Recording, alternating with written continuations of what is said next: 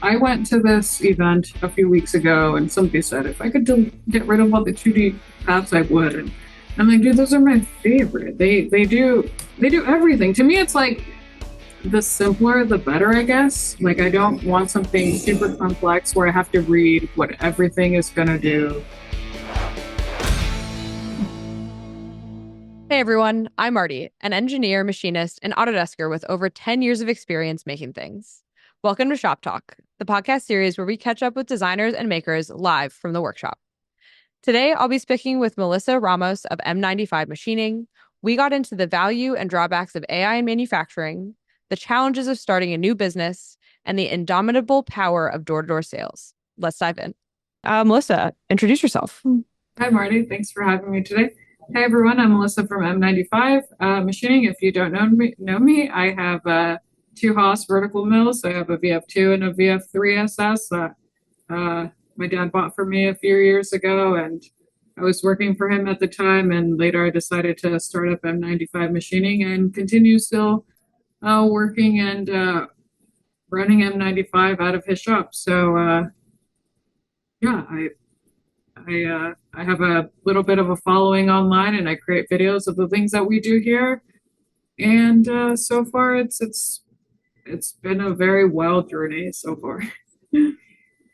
Amazing.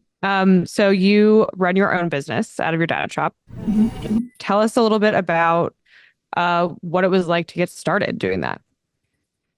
Um, I guess for me, I guess it was really easy because I had already the equipment and like a building. I guess the only thing that changed over was having to find my own customers and having to find a name, a logo, customers, and then kind of just realizing that once you make parts, it's not done yet. It's not over. When I was working for him, I would make parts, and I wouldn't know if they were good or bad. Wouldn't know if they were going to get used or not. And I found out shortly after that all the responsibility is now on me, and it's really important to keep up with the books, to keep up with like inventory and tooling. And I learned that tooling is very, very expensive. And I am super grateful that I got to destroy a bunch of stuff working for my dad.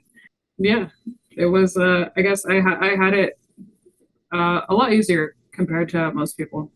Yeah. So tell us more about your customer base, and how did you go about building it out? So when I first started, I had a Tesla engineer reach out to me through Instagram, and he was working there at the time, and he was giving me a bunch of work through Instagram. And then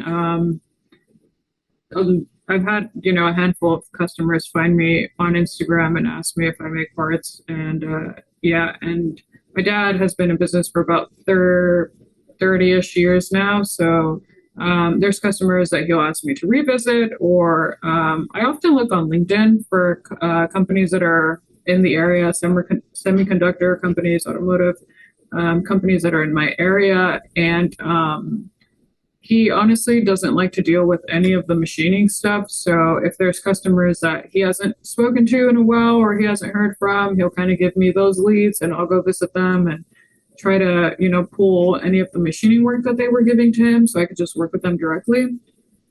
And that has worked. Nice. Great. When you say you like go do sales, what does that typically mean? Are you like literally knocking on doors? Probably not. Yeah. Or No, yeah. or are you? Oh, really? Okay. Yeah. So when I like started doing the Instagram thing and I was getting like customers here and there, I was telling my dad, like, I don't want to do sales. There's no reason why I should do sales. And he's like, that doesn't matter. And I'm like, well, my videos are reaching like 500,000, a million views. Like, why would I go out and do sales?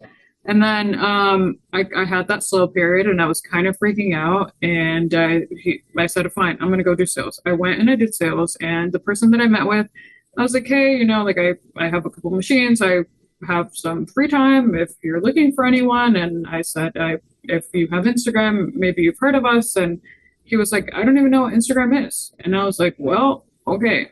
And so he's my new customer now. And I told my dad, and he said, see, like, just because you're online doesn't mean that everybody knows you, which, it's true. I've realized that the older companies, companies that are looking for like long-term relationships aren't online and aren't aware with social media capabilities and don't market through social media, So I think it's so important to do that.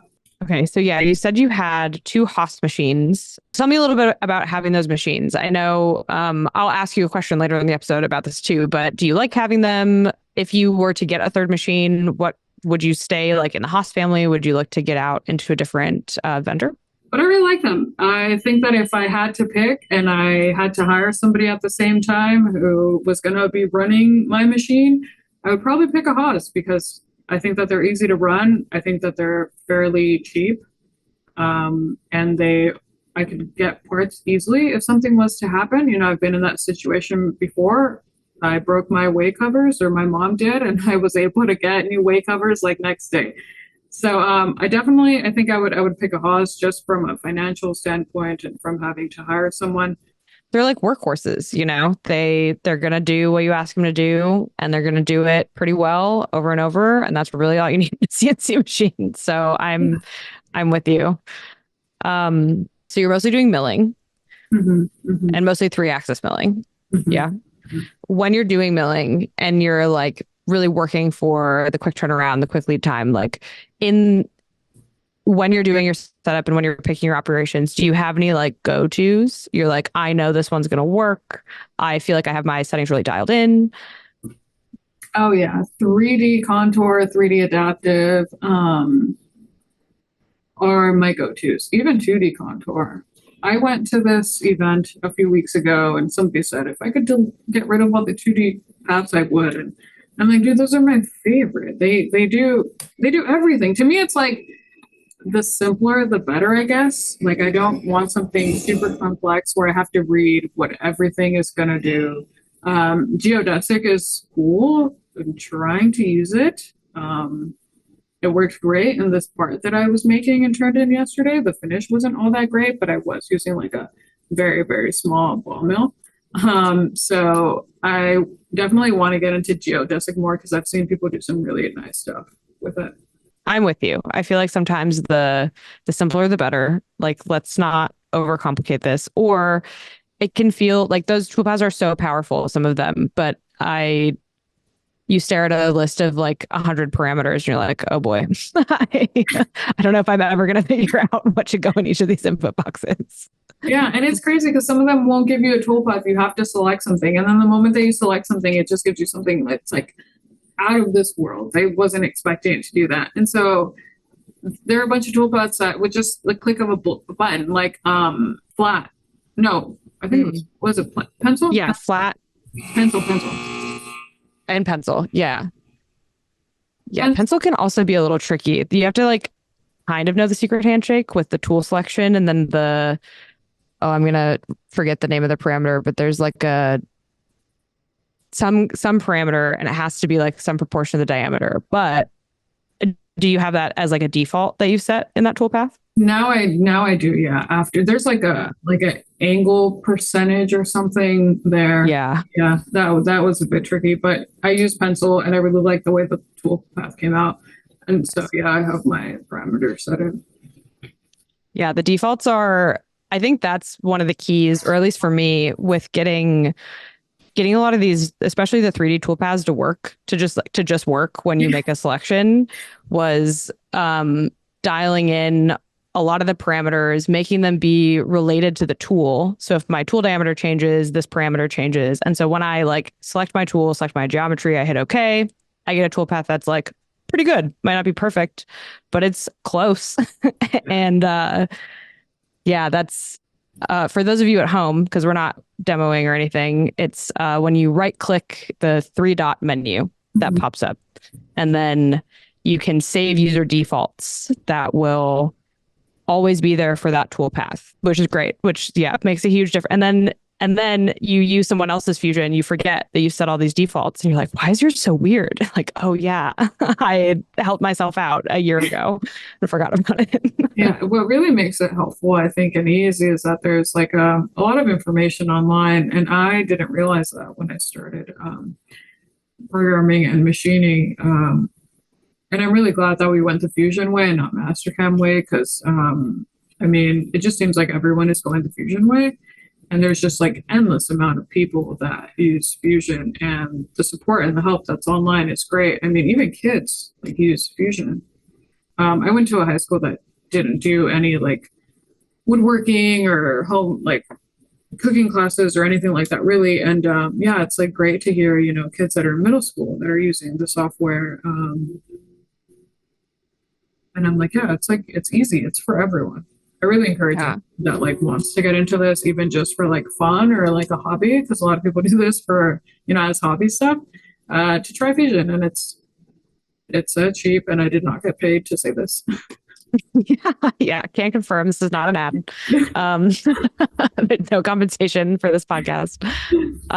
It's great to yeah, it's great to hear that you benefited from that so much. I know that's really important to us on the product side to make it easy to use, make it fun to use.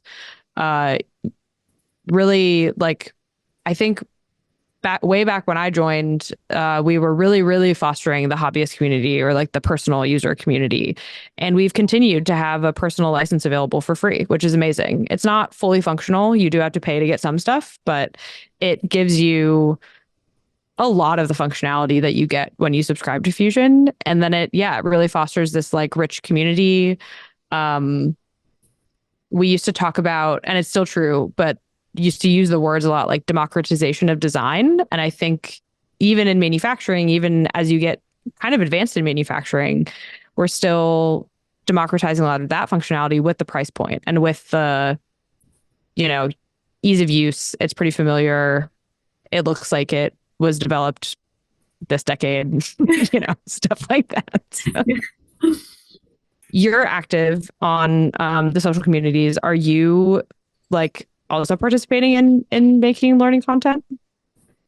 Um, no, I don't feel like I am there yet to do. But I think if I was to make any content, it would probably be the Fusion side because I feel like that's the most beneficial to a lot of people.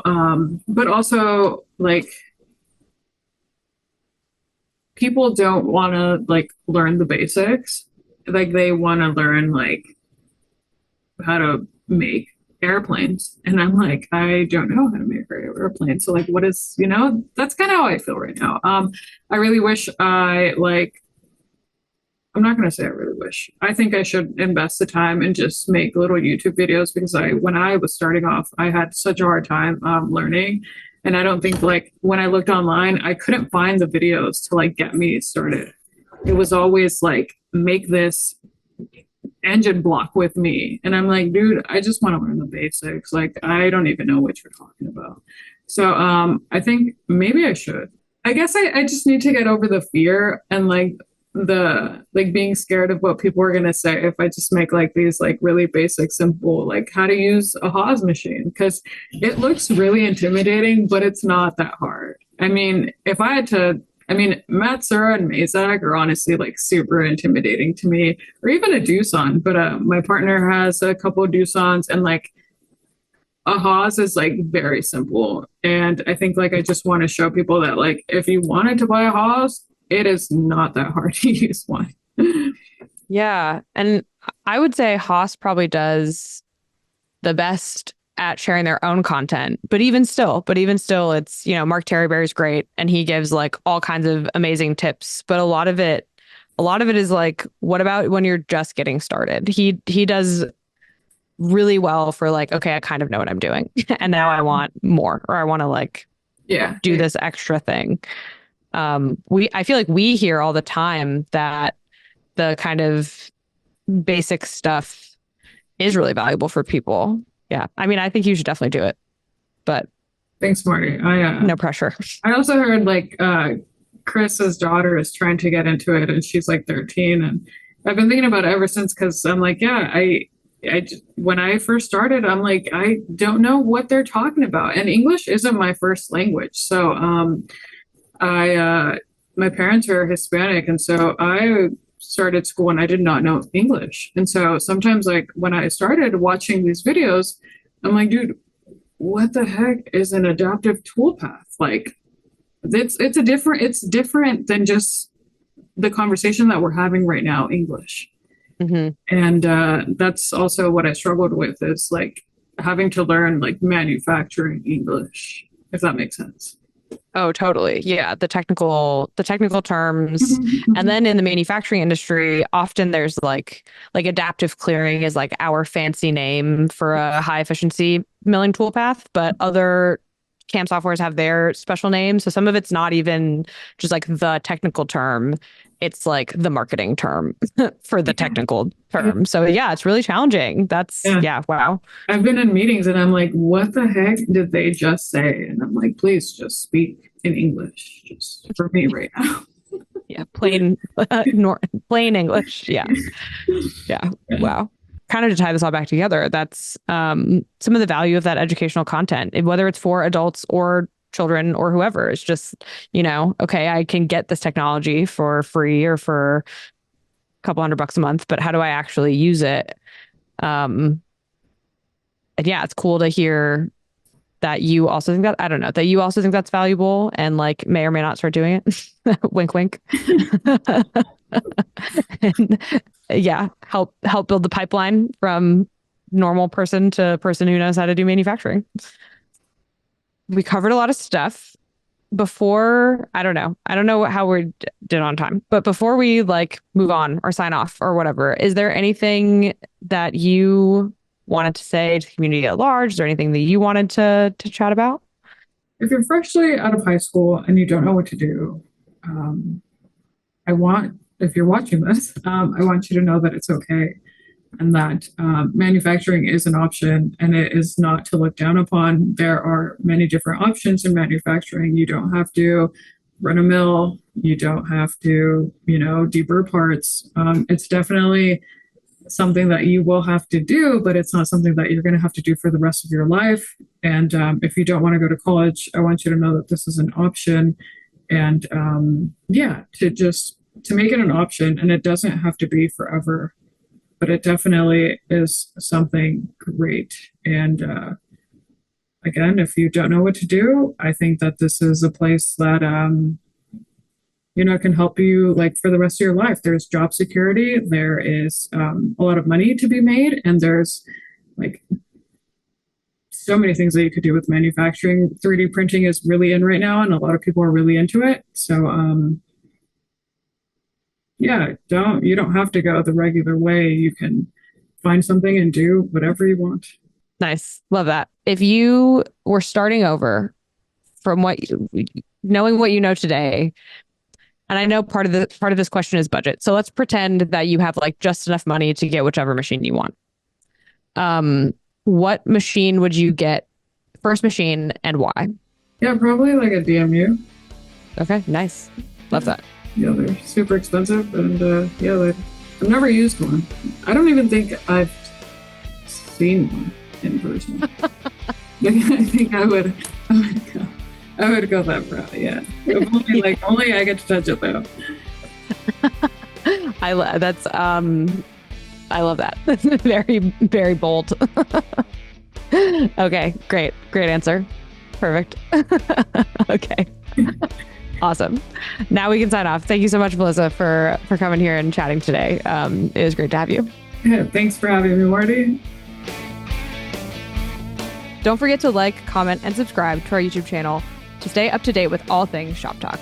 Click the link in our description.